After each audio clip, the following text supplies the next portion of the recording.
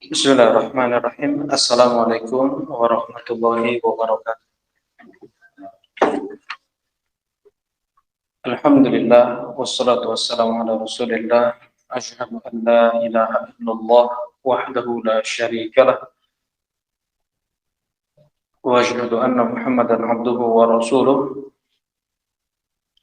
sallallahu alaihi wa ala alihi wa sahbihi wa sallama tasliman katsiran amma ba'd. Qala Allah Ta'ala fi Al-Qur'anil Karim, ya ayyuhalladzina amanu taqullaha wal tanzur nafsum ma qaddamat lighad wattaqullaha innallaha khabirum bima ta'malun.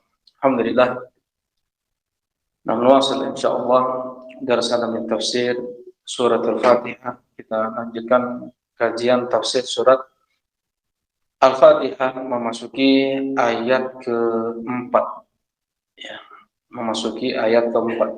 Iyyaka na'budu wa iyyaka nasta'in. Ayat keempat ini ayat yang paling inti dalam surat Al-Fatihah. Surat Al-Fatihah adalah inti dari Al-Qur'anul Karim. Sampai dinamakan dengan Ummul Quran, induk dari Al-Quran seluruhnya. Dan inti dari surat Al-Fatihah adalah ayat keempat, Iyyaka na'budu wa iyyaka nasta'in. Sampai Ibnu Qayyim rahimahullah ta'ala, beliau membuat kitab yang beliau beri judul dengan Madarijus Salikin. Ada yang dicetak dengan 4 jilid, ada yang 3 jilid. Hanya membahas tentang tafsir satu ayat ini saja. Iyyaka na'budu wa iyyaka nasta'in. Nah, ayat keempat ini yang dikatakan oleh Allah Subhanahu wa taala, hadza baini wa baina 'abdi. Ini antara aku dan hamba. Ayat keempat ini terbagi menjadi 2. Bagian pertama, iyyaka na'budu, adalah milik Allah. Bagian kedua, wa iyyaka nasta'in, adalah milik hamba. Nah, yang 3 ayat sebelumnya dari Alhamdulillahirabbil alamin arrahmanir rahim maliki yaumiddin, itu semua milik Allah. Kemudian 3 ayat terakhir dari ihdinas siratal mustaqim 1, siratal ladzina an'amta 'alaihim 2, ghairil maghdubi 'alaihim waladdallin 3, itu milik hamba. Nah, iyyaka na'budu wa iyyaka nasta'in. Di sini ada perubahan dari susunan kata yang semestinya, yang biasanya dipakai. Ya, jumlah fi'liyah, setelah disebutkan fi'il, fa'il, kemudian maf'ul setelah. Kata kerja dulu, kemudian subjeknya, baru objeknya. Na'buduka wa nasta'inu bika. Biasanya seperti itu jumlah fi'liyah. Ya, kami menyembahmu ya Allah, kami meminta pertolongan kepadamu ya Allah. Seperti itu. Tetapi dalam sastra Arab, ya, yang dikedepankan seharusnya itu diakhirkan. Jadi na'buduka di sini itu kalau di i'rab adalah maf'ul, yang seharusnya itu paling akhir diletakkan paling awal. Iyyaka na'budu wa iyyaka nasta'in. Tadi seharusnya apa? Na'buduka wa nasta'inu bika. ketika ditarik, dijadikan awal, maka memiliki makna lain, yaitu lil ikhtisas, pengkhususan. Ya, ini diantara bentuk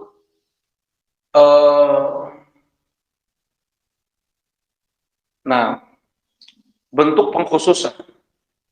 Iyyaka na'budu, hanya kepada Engkaulah kami beribadah. Yang tadi asalnya apa? Na'buduka, kami beribadah kepadamu. Wa nasta'inuka, kami meminta pertolongan kepadamu. Tetapi karena dikedepankan yang itu seharusnya diakhirkan, ya, ka di sini jadi dikedepankan. Jadi iyyaka na'budu memiliki makna lebih. Hanya kepada Engkaulah kami beribadah, hanya kepada Engkaulah kami meminta pertolongan. Baik. Yang dalam sastra Arab seperti itu. Kemudian ini pun ayat keempat ini pun berubah menjadi kita berbicara dengan Allah Subhanahu wa taala yang asalnya kita hanya menyebutkan ghaib. Alhamdulillahi rabbil alamin. Ghaib. Yang seharusnya kita, kalau seandainya iyyaka di sini, alhamdulillaka rabbil alamin. Ya, ya Allah, alhamdulillaka rabbil alamin. Nah, segala puji milikmu ya Allah. Kita enggak pakai nama Allah, tetapi langsung ke mukhatab ke Allah Subhanahu wa taala. Laka, bukan lillahi. Alhamdulillah, kan begitu? Ini gaib. Ya. Kalau dari awal kita berbicara dengan Allah, langsung kita mengatakan apa? Alhamdulillaka rabbil alamin. Nah, 3 ayat pertama semuanya gaib. Alhamdulillahi rabbil alamin, arrahmanir rahim, maliki yaumiddin. Dia Allah, dia Allah. Baik. Kemudian berubah di ayat keempat menjadi iyyaka na'budu wa iyyaka nasta'in. Hanya kepada Engkaulah kami beribadah, hanya kepada Engkaulah kami meminta pertolongan. Langsung berubah. Pakai dhamir mukhatab, berbicara kita kepada Allah. Nah, di sini namanya iltifat. Ya, di sini adalah iltifat atau perubahan yang di sana ada makna agar seseorang fokus, memberikan perhatian lebih, ya, yang asalnya gaib langsung ke depan, langsung berhadapan. Jadi yang diajukan pertama kali kepada Allah Subhanahu wa taala setelah kita memuja dan memuji Allah, iyyaka na'budu wa iyyaka nasta'in. Nah, jadi lebih masuk lagi, ya, lebih terasa lagi, lebih kita memberikan fokus, perhatian, konsentrasi. Iyyaka na'budu wa iyyaka nasta'in. Nah, ini maknanya. Ya, kenapa kok berubah? Yang kedua, di sana ada yang diputus. Ya. Ada sesuatu yang mahdhuf. Setelah kita memuji Allah Subhanahu wa taala dengan 3 ayat pertama, seakan-akan Allah Subhanahu wa taala mengatakan, ucapkan oleh kalian iyyaka na'budu wa iyyaka nasta'in. Qulu, ucapkan oleh kalian iyyaka na'budu wa iyyaka nasta'in. Karena 3 hal tadi yang di atas tadi itu, karena alhamdulillahirabbil alamin, karena ar-rahman ar-rahim, karena maliki yaumiddin, hanya kepada Engkau kami beribadah ya Allah. Jelas ini ya? Baik. Baik. Nah, ini untuk iyyaka na'budu wa iyyaka nasta'in. Kita ambil bagian pertama dalam ayat ini, yaitu iyyaka na'budu. Inilah makna la ilaha illallah. La ma'budu bihaqqin illallah. Tidak ada yang patut, tidak ada yang berhak untuk diibadahi kecuali hanya Allah. Itu makna iyyaka na'budu. Itu iyyaka na'budu, hanya kepada Engkaulah kami beribadah. Tidak ada yang berhak untuk diibadahi kecuali hanya Allah. Semua yang diibadahi selain Allah diibadahi dengan kesesatan, dengan kebatilan. Lantangkan itu, ucapkan. Muslim kita ini. Jangan malu, jangan takut, jangan minder untuk mengatakan semua agama itu tidak sama. Ya. Agama itu tidak sama semuanya. Agama yang benar hanya Islam. Inna dina indallahil Islam. Satu-satunya sesembahan yang berhak untuk diibadahi hanya Allah. Semua selain Allah yang diibadahi dengan kebatilan. Dzalika bi annallaha huwal haqq. Itulah Allah. Satu-satunya yang berhak untuk diibadahi. Wa annama yad'una min dunihi huwal batil. Dan semua yang diibadahi selain Allah diibadahi dengan kebatilan, dengan kesesatan. Nah, wa may yabtaghi ghairal islam dinan falan yuqbal wa huwa fil akhirati minal khasirin.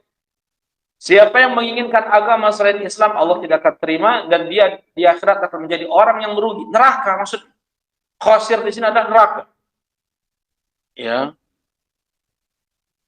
Walaqad uhiya ilaika wa ilal ladzina min qablika la in asyrakta la yahbatanna 'amaluka wa la takunanna minal khasirin. Neraka.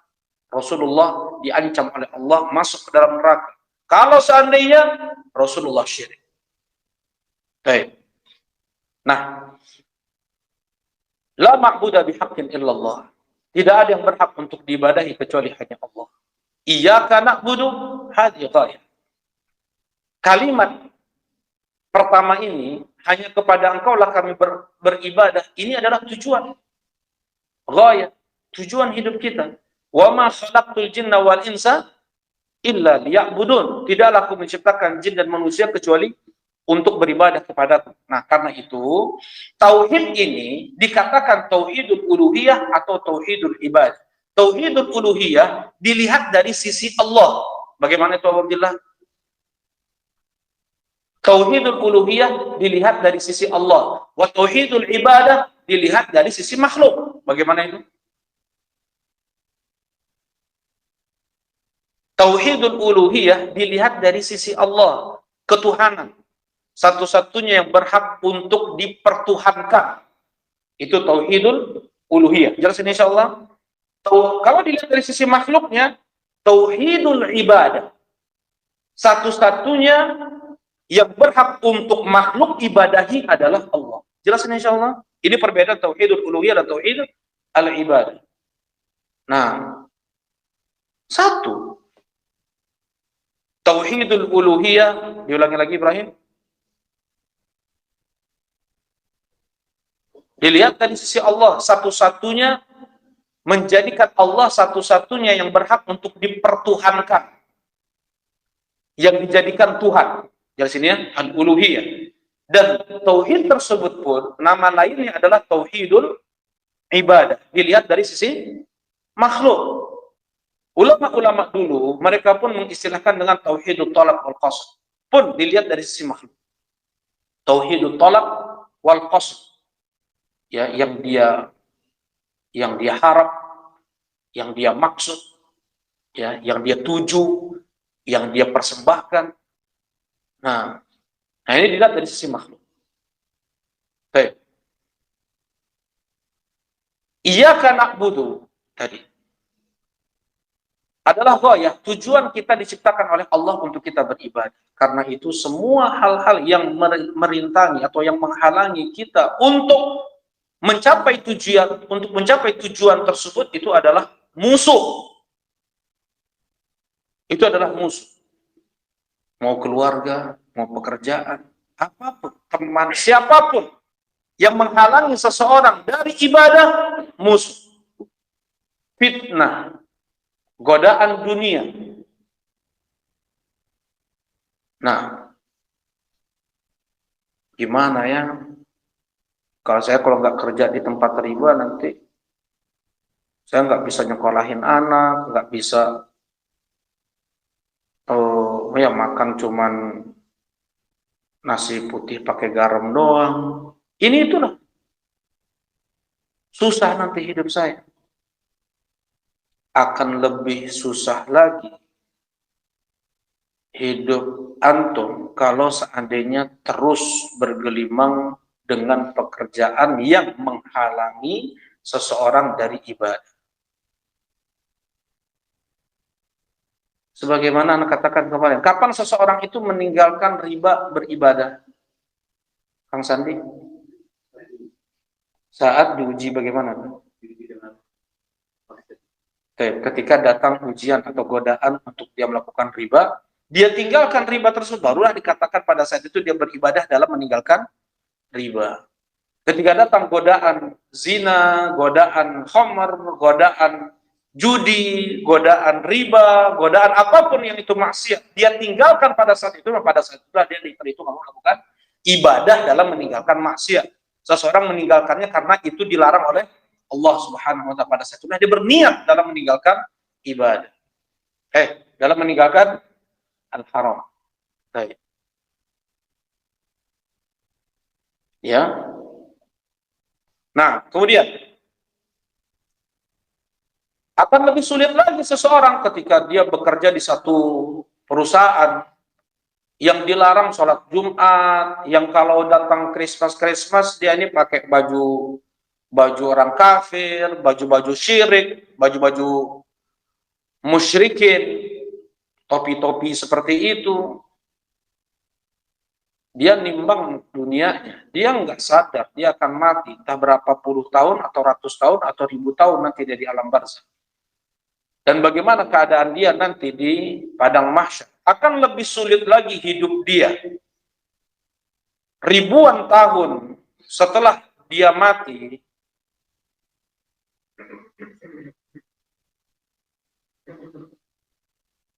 yang akan dia alami adalah 60 tahun, 70 tahun, atau 100 tahun hidup dia di dunia. Tergantung apa yang dia lakukan ketika di dunia selama 60 sampai 100 tahun itu. Baik pula lah ribuan tahun tersebut. Buruk, demikian pula lah yang dia dapatkan. Baik. Iyyaka na'budu. Tadi adalah ghaya, adalah tujuan. Tujuan kita diciptakan oleh Allah. Karena itu jangan sampai kita lupa dari tujuan. Tujuan kita hidup, tujuan kita diciptakan. Allah Subhanahu wa taala pula tidak membiarkan kita begitu saja. Allah Subhanahu wa taala memberikan kita fasilitas untuk kita bisa mewujudkan ibadah tersebut. Allah kasih kita panca indera, akal, keluarga, harta, dunia ini.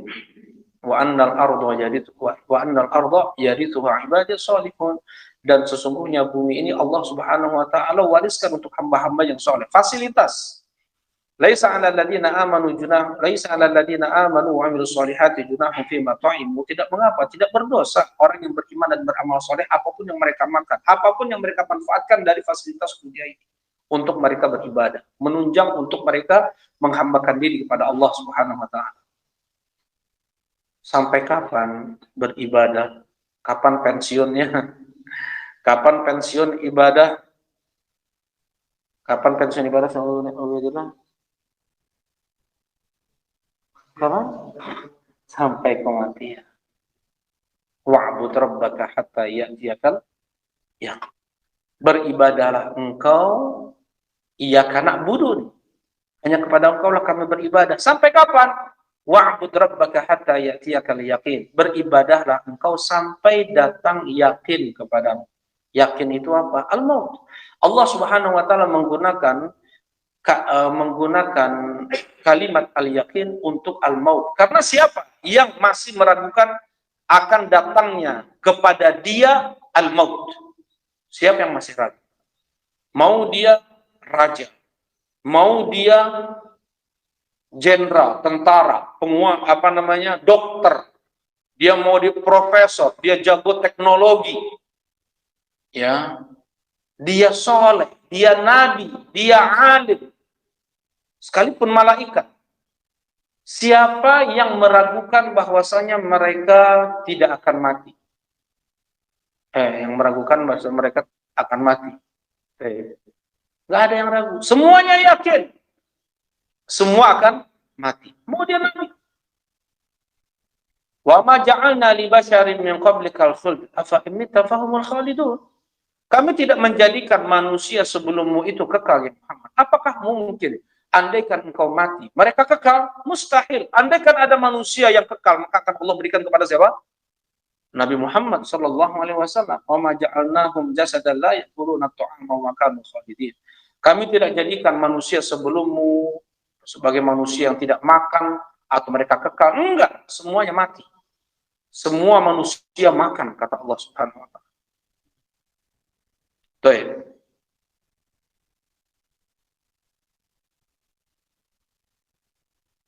Wa'bud rabbaka hatta ya'tiyakal yaqin.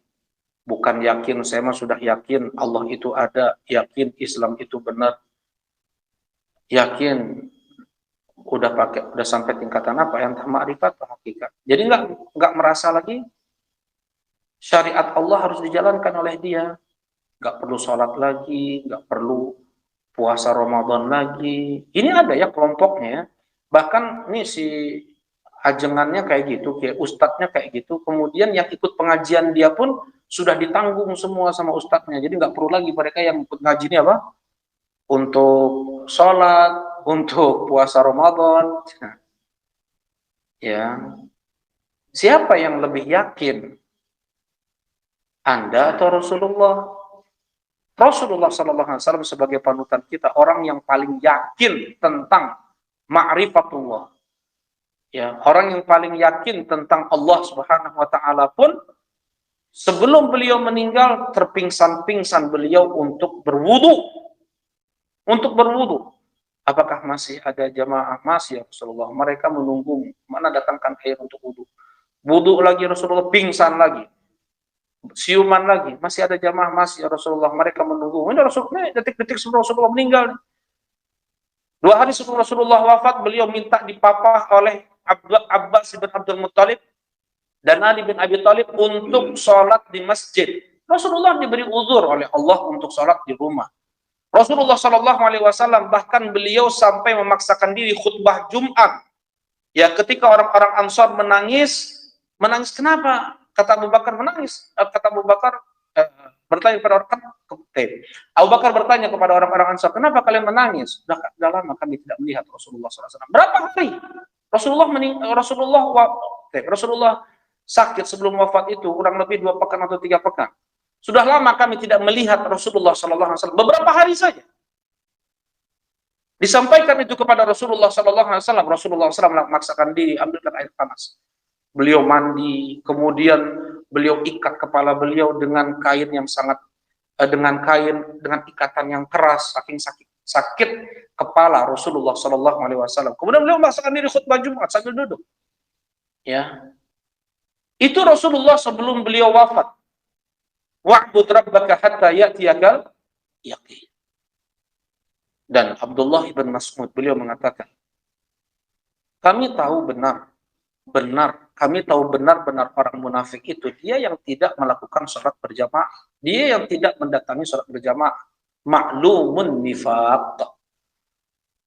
Sampai ada di antara kami yang dia sakit minta dipapah oleh 2 orang untuk sholat berjamaah di masjid. Kita nggak bisa memang terapkan ucapan Abdullah bin Mas'ud ini ya ke orang-orang kaum muslimin zaman kita sekarang. Oh, jadi orang yang nggak sholat berjamaah di masjid munafik semuanya nih.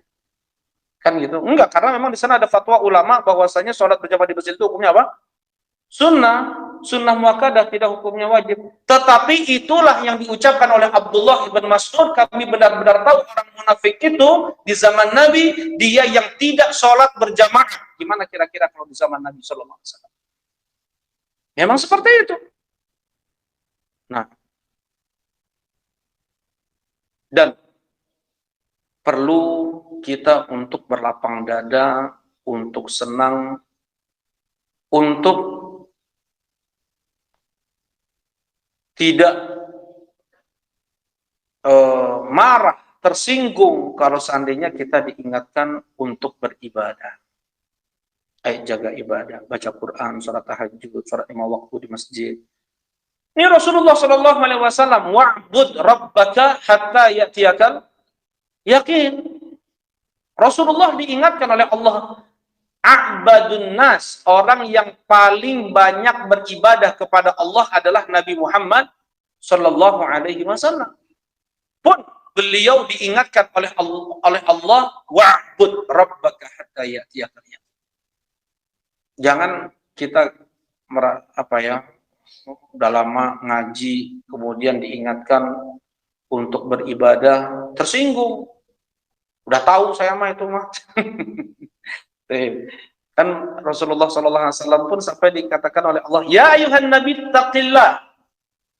Ya ayuhan nabi ittaqillah. Wahai nabi, jaga ketakwaan kepada Allah. Padahal disifati oleh Aisyah radhiyallahu taala anha, karena Rasulullah sallallahu alaihi wasallam yadhkurullah fi kulli ahyan. Rasulullah sallallahu alaihi wasallam itu beliau berzikir di setiap waktu beliau. Wa kana khuluquhul Quran. Akhlak Rasulullah itu Al-Quran, karakter nabi.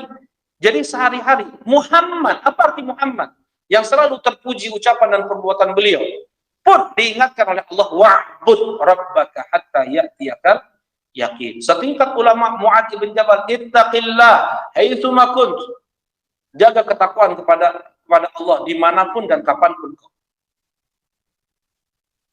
Nah, ini insya Allah kita lanjutkan lagi masih di iyyaka na'budu di besok insya Allah. Nah, masih ada pembahasannya tentang iyyaka na'budu, tentang ibadah ya. Barakallahu fikum. Mungkin ini sampaikan. Subhanakallahumma rabbana wa bihamdika